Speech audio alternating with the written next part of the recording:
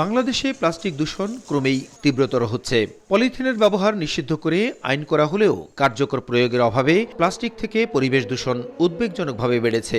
এমন বাস্তবতায় পরিবেশের জন্য মারাত্মক হুমকি এই প্লাস্টিক দূষণ রোধে আন্তর্জাতিক আইন ও বিভিন্ন দেশের মধ্যে চুক্তি করার বিকল্প নেই বলেই মনে করছেন বিশেষজ্ঞরা।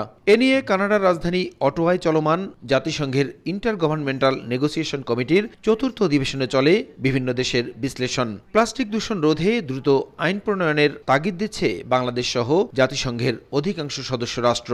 এদিকে দূষণ রোধে ক্ষতিগ্রস্ত দেশগুলোকে পাশে নিয়েই উন্নত দেশের প্রতি চাপ সৃষ্টির কথা বলেন পরিবেশ ও বনমন্ত্রী।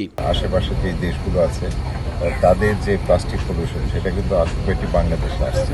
আমাদের যে 1.5 ডিগ্রি সেলসিয়াস গোল আছে ক্লাইমেট চেঞ্জে, সেটার সাথে অ্যালাইন করে আমরা কি কি পদক্ষেপ নিতে পারি এবং সেই পদক্ষেপগুলো যেন আমাদের গ্লোবাল প্লাস্টিক ফাইনাল ইয়াতে